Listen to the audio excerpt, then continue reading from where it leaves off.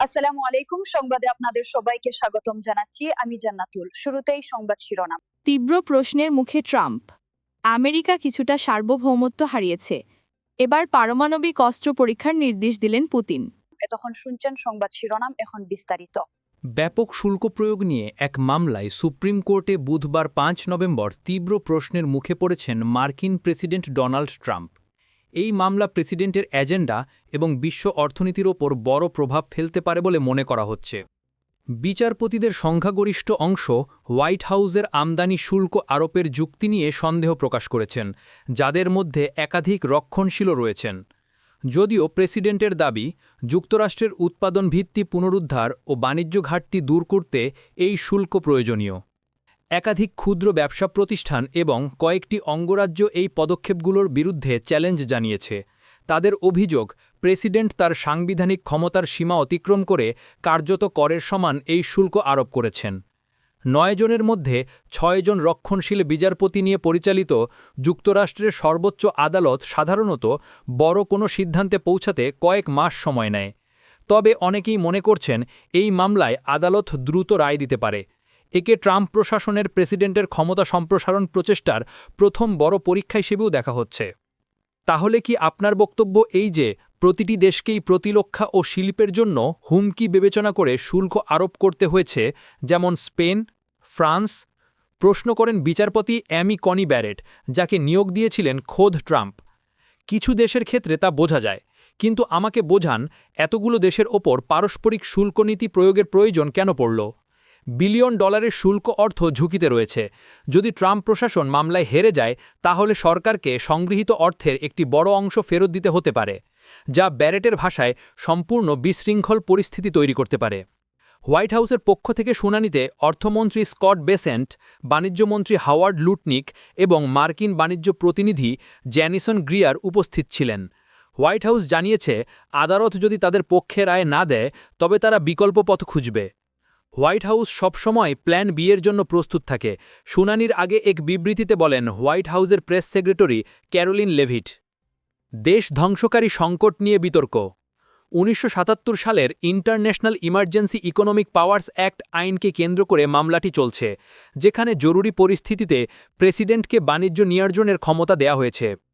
চীন, মেক্সিকো ও কানাডা থেকে আসা পণ্যের ওপর কর আরোপ করতে ফেব্রুয়ারিতে প্রথমবারের মতো আইইইপিএ ব্যবহার করেন ট্রাম্প।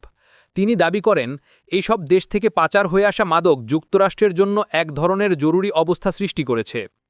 এরপর এপ্রিল মাসে তিনি আবারও একই আইন প্রয়োগ করে বিশ্বের প্রায় সব দেশের পণ্যের ওপর ১০ থেকে ৫০% পর্যন্ত শুল্ক আরোপের নির্দেশ দেন।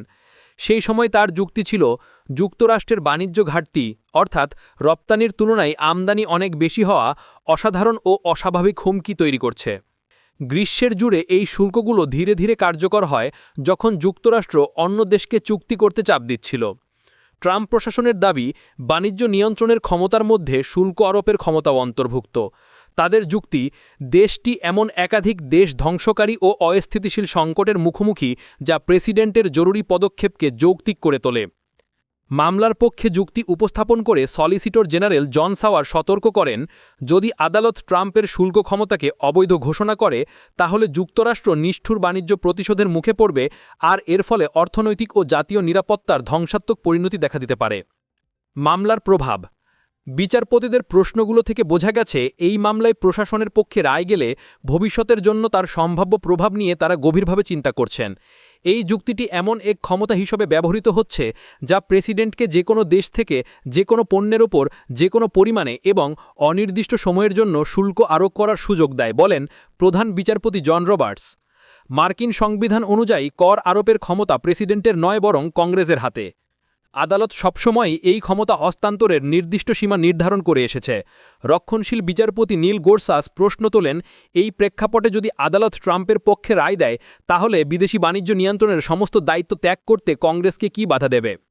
তিনি আরও বলেন, সাওয়ারের উপস্থাপিত যুক্তিগুলো গ্রহণ করার কোনো যৌক্তিক কারণ তিনি খুঁজে পান না। তিনি জিজ্ঞাসা করেন, জলবায়ু পরিবর্তনের অসাধারণ ও অস্বাভাবিক হুমকি মোকাবেলার অজুহাতে প্রেসিডেন্ট কি বিদেশ থেকে গ্যাস জ্বালিত গাড়ি ও অটো পার্টসের ওপর ৫০% শুল্ক আরোপ করতে পারেন? শুল্ক বনাম কর। চ্যালেঞ্জ জানানো অঙ্গরাজ্য এবং বেসরকারি গোষ্ঠীর আইনজীবীরা যুক্তি দিয়েছেন সংশ্লিষ্ট আইনে কোথাও শুল্ক শব্দটির উল্লেখ নেই। তাদের দাবি কংগ্রেস কখনোই প্রেসিডেন্টকে এমন অসীম ক্ষমতা দিতে চায়নি যা বিদ্যমান বাণিজ্য চুক্তি ও শুল্ক নীতিকে এক ঝটকায় বাতিল করার সুযোগ দেয়। বেসরকারি ব্যবসার পক্ষে যুক্তি উপস্থাপন করতে গিয়ে নীল কাতিয়াল বলেন, আইনটি নিষেধ বা কোটার মাধ্যমে প্রেসিডেন্টকে বাণিজ্য বন্ধ করার ক্ষমতা দেয়, কিন্তু রাজস্ব আদায়ের উদ্দেশ্যে শুল্ক আরোপের ক্ষমতা দেয় না। ফেরতযোগ্য অর্থ বা প্রেসিডেন্টের জরুরি ঘোষণা যৌক্তিক ছিল কিনা এই বিষয়ে বিচারপতিরা খুব বেশি সময় ব্যয় করেননি, বরং তাদের মনোযোগ ছিল আইইইপিএ আইনের ভাষা ও ইতিহাসের ওপর। মূলত নিষেধ আরোপে প্রেসিডেন্টরা অতীতে এই আইন ব্যবহার করেছেন, কিন্তু ট্রাম্পই প্রথম শুল্কের ক্ষেত্রে এটি ব্যবহার করেছেন। সরকারের পক্ষে সলিসিটর জেনারেল জন সাওয়ার যুক্তি দেন, শুল্ককে কর নয় বরং প্রেসিডেন্টকে প্রদত্ত অন্য কোনো নিয়ন্ত্রণমূলক ক্ষমতার স্বাভাবিক সম্প্রসারণ হিসেবে দেখা উচিত।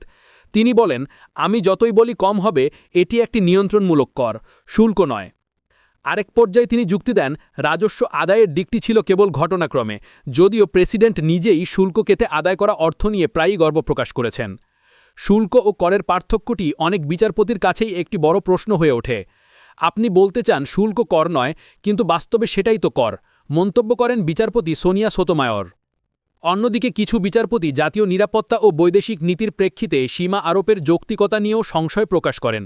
বিচারপতি ব্রেট ক্যাভানা বলেন, প্রেসিডেন্টকে বাণিজ্য বন্ধ করার ক্ষমতা দেয়া, কিন্তু 1% শুল্ক আরোপ করতে না পারা কমন সেন্স বলে মনে হয় না। পূর্ণ আদালতের প্রতিক্রিয়া।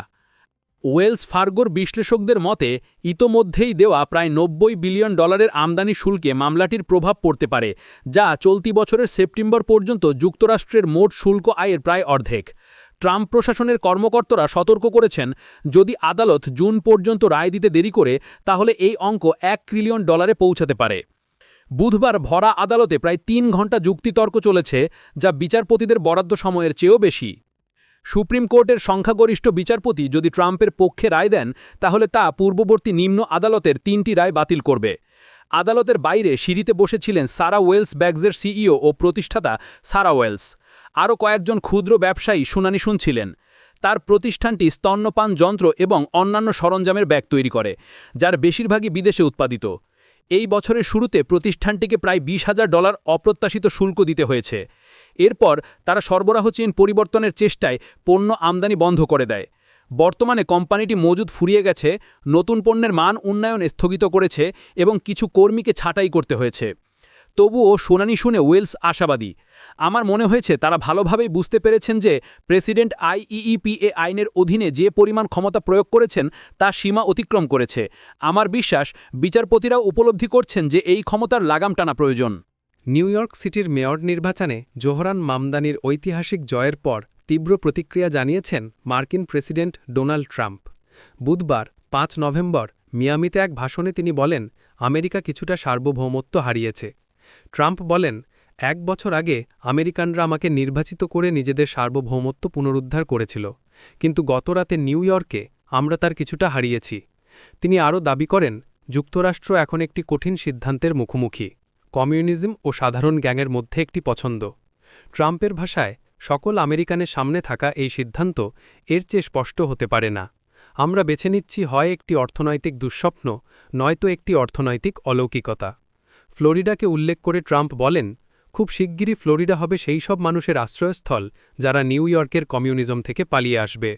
তিনি অভিযোগ করেন, আমার বিরোধীরা একটি অর্থনৈতিক দুঃস্বপ্ন তৈরি করছে যেখানে আমরা কাজ করছি আমেরিকান কর্মী ও পরিবারের মজুরি বাড়াতে। ট্রাম্প আরও বলেন, কংগ্রেশনাল ডেমোক্র্যাটরা এখন দেখাচ্ছে তারা আমেরিকার সঙ্গে কি করতে চায়। তারা একজন কমিউনিস্টকে মেয়র বানিয়েছে। ট্রাম্পের দাবি, তার প্রতিপক্ষরা আমেরিকাকে কমিউনিস্ট কিউবা বা সমাজতান্ত্রিক ভেনেজুয়েলায় পরিণত করতে চাইছে। 34 বছর বয়সী দক্ষিণ এশীয় বংশোদ্ভূত গণতান্ত্রিক সমাজতান্ত্রিক জোহরান মামদানি নিউ ইয়র্ক সিটির মেয়র নির্বাচনে সাবেক গভর্নর অ্যান্ড্রু কুয়োমো এবং রিপাবলিকান প্রার্থী কার্টিস সিলওয়াকে পরাজিত করেছেন। বিজয় উৎসবে মামদানি তার প্রতিক্রিয়ায় সংক্ষিপ্তভাবে ট্রাম্পকে উদ্দেশ্য করে বলেন, তার জন্যে 4টি শব্দ আছে, টেলিভিশনের ভলিউম বাড়ান।